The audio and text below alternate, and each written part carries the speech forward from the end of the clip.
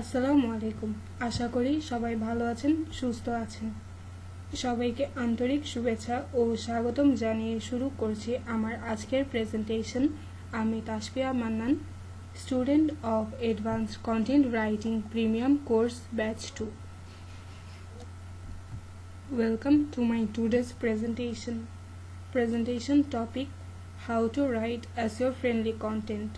So without any further delay, let's get started.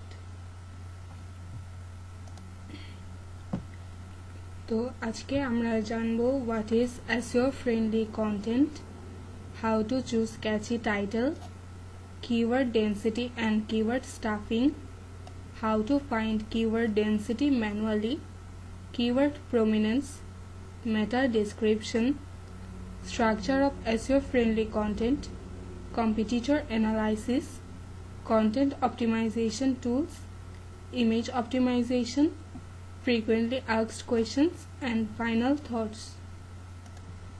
একটা SEO friendly content লেখার আগে আমরা জানবো what is SEO friendly content. SEO means search engine optimization and content means any information you get from a search engine. মূলত যে কন্টেন্টটা লেখা হয় সার্চ ইঞ্জিন ট্রাফিককে আকর্ষণ করার জন্য এবং কন্টেন্টকে অপটিমাইজ করা যেন সার্চ ইঞ্জিনে র্যাঙ্ক করে, তাকেই বলা হয় SEO ফ্রেন্ডলি কন্টেন্ট। একটা SEO ফ্রেন্ডলি কন্টেন্ট লেখার প্রথম স্টেপ হলো চুজ আ ক্যাচি টাইটেল। একটা ক্যাচি টাইটেল অবশ্যই চুজ করতে হবে যেটা ইউনিক হবে, ফোকাস কিওয়ার্ড থাকবে টাইটেলে এবং ক্যারেক্টার হবে 55 to 70। একটা আই ক্যাচি টাইটেল পারে আপনার কন্টেন্টকে SEO ফ্রেন্ডলি করতে। আপনি চাইলে একটা টাইটেল জেনারেটর ইউজ করতে পারেন টাইটেল জেনারেট করার জন্য। সেই টাইটেলটা অবশ্যই আপনার রিডার্সদের বুঝতে সহযোগিতা করবে আপনার কন্টেন্টটা মূলত কী নিয়ে। এরপরে আমরা জানব keyword density and keyword stuffing. Keyword stuffing বলতে আমরা আসলে কি বুঝি? একই কিওয়ার্ড বারবার প্রতিটা প্যারাগ্রাফে ব্যবহার করা, যেটা মোটেও করা যাবে না, সেটাই হলো কিওয়ার্ড স্টাফিং। এবং কিওয়ার্ড ডেনসিটির রেঞ্জ অবশ্যই 2 to 3% হতে হবে। কিওয়ার্ড ফোর্সফুলি কখনোই ইউজ করা যাবে না এবং প্রতিটা প্যারাগ্রাফে কখনোই কিওয়ার্ড বারবার ইউজ করা যাবে না, যেটাকে আমরা বলে থাকি কিওয়ার্ড স্টাফিং। এখন আমরা জানবো how to find keyword density manually. Keyword density manually কিভাবে বের করা যায়। Divide the number of times a keyword is used by the total number of words of your content and multiply by 100। আপনার কন্টেন্টে keyword কতবার ব্যবহার হয়েছে সেটাকে আপনার কন্টেন্টের টোটাল নাম্বার অফ ওয়ার্ডস দিয়ে ডিভাইড করে এবং মাল্টিপ্লাই বাই 100 করলে আপনার কিওয়ার্ড ডেনসিটিটা পার্সেন্টেজে চলে আসবে। SEO ফ্রেন্ডলি কন্টেন্টের অন্যতম একটি স্টেপ হলো কিওয়ার্ড প্রমিনেন্স। কিওয়ার্ড প্রমিনেন্স আপনাকে শিখিয়ে দিবে আপনার কন্টেন্টে কিওয়ার্ডটা কোথায় প্লেস করতে হবে। তো চলুন আমরা জেনে নিই where the keyword should be placed, কোথায় কোথায় আমাদের কিওয়ার্ড ব্যবহার করা যায়। প্রথমে হচ্ছে টাইটেলে, এরপর মেটা ডেসক্রিপশনে, দেন ইন্ট্রোডাকশনের ফার্স্ট পার্টে, বডি পার্ট অ্যান্ড লাস্টলি কনক্লুশনের লাস্ট পার্টে। মেটা ডেসক্রিপশন খুবই গুরুত্বপূর্ণ একটি স্টেপ। মেটা ডেসক্রিপশন বলতে আমরা কি আসলে সবাই জানি মেটা ডেসক্রিপশন কাকে বলে? টাইটেলের নিচে যেটা সার্চ ইঞ্জিনে শো করে সেটাই হলো মেটা ডেসক্রিপশন। তো বুঝতেই পারছেন একটা মেটা ডেসক্রিপশন একটা SEO ফ্রেন্ডলি কন্টেন্টের জন্য কতটা গুরুত্বপূর্ণ। আপনার কন্টেন্টের পুরো সামারিটা ফোকাস করে লিখতে হবে মেটা ডেসক্রিপশনে। সুস্পষ্টভাবে রিডার্সদের বলতে হবে আপনার কন্টেন্ট পড়ে তারা কি পাবে, তাদের কি বেনিফিট, কি অ্যাডভান্টেজ তারা পাচ্ছে, অর্থাৎ summary of your search intent. এবং খুব খুব গুরুত্বপূর্ণ একটি বিষয় হলো লেন্থ অবশ্যই 155 ক্যারেক্টারের হতে হবে। 155 ক্যারেক্টারের বেশি হলে কি হতে পারে? অবশ্যই প্রবলেম আছে। 155 ক্যারেক্টারের বেশি হলে সেটা পুরো মেটা ডেসক্রিপশনটা গুগলে টাইটেলের নিচে কখনোই শো করবে না। টেল ইউর অডিয়েন্স ক্লিয়ারলি, আপনার অডিয়েন্সকে ক্লিয়ারলি আপনার কন্টেন্ট সম্পর্কে এই মেটা ডেসক্রিপশনে ধারণা দিয়ে দিতে হবে। Structure of SEO friendly content. ফার্স্টে আমাদেরকে ইনফরমেশন কালেক্ট করতে হবে, অবশ্যই ইনফরমেশনগুলো সঠিক হতে হবে। তারপর ইন্ট্রোডাকশন, দেন বডি পার্ট, দেন কনক্লুশন। একটা কন্টেন্টে হেডিং ইউজ করা মানে এটা একটা এসইও ফ্রেন্ডলি কন্টেন্টের পার্ট, এটা একটা এসইও ফ্রেন্ডলি কন্টেন্ট হতে যাচ্ছে। শুধু H1 হেডিংটাই থাকবে টাইটেলে, সাবটাইটেল হিসেবে H2 হেডিং থাকবে। সাবটাইটেলের আন্ডারে যদি কোনো আবারও একটা প্যারাগ্রাফ থাকে, কোনো নাম থাকে, তাহলে সেগুলো H3 হবে, সিরিয়ালি H6 পর্যন্ত আসবে যদি প্রয়োজন হয়। Then add the link of previous content, আপনার কন্টেন্টের সাথে প্রিভিয়াস কোনো কন্টেন্টের যদি মিল থাকে তাহলে লিঙ্কটা অ্যাড করে দিতে পারেন, এতে ট্রাফিক কনভার্সন হবে। একটা কন্টেন্ট লেখার আগে অবশ্যই কম্পিটিটর অ্যানালাইসিস করে নিতে হবে।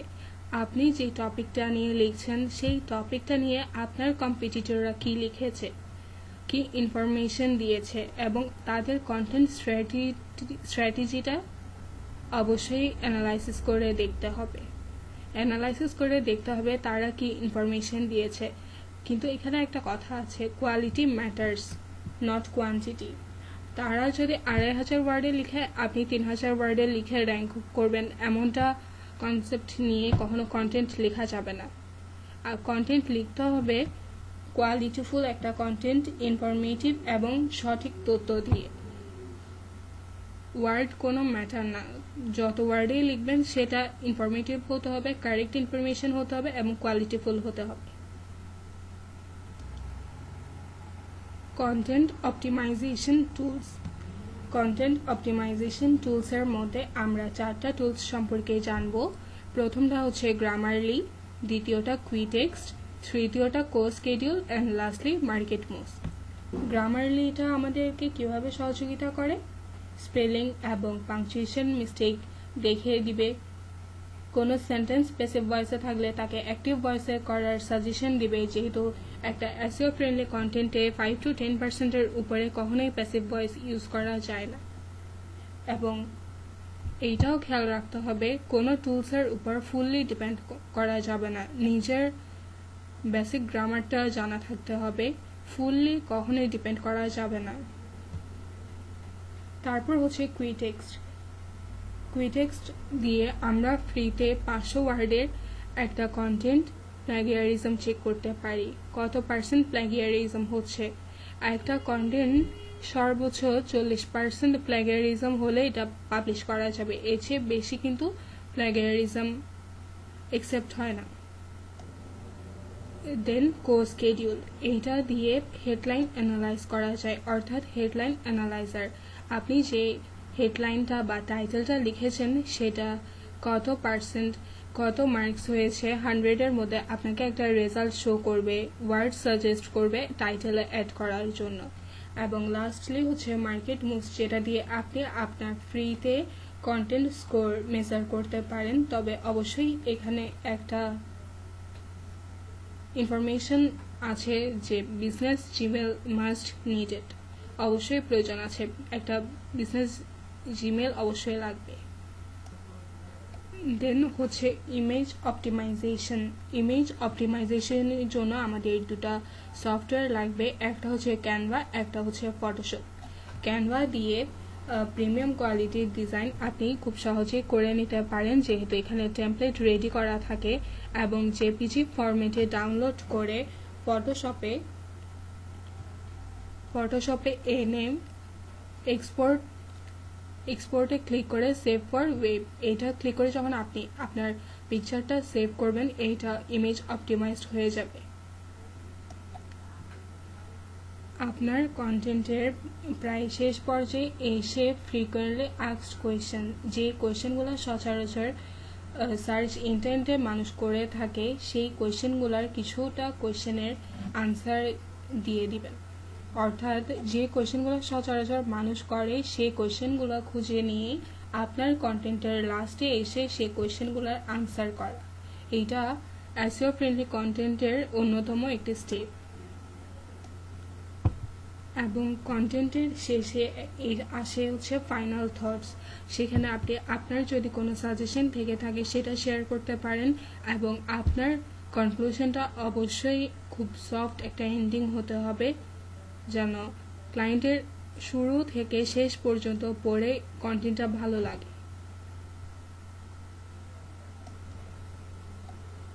Thanks for staying until the end and to listen patiently.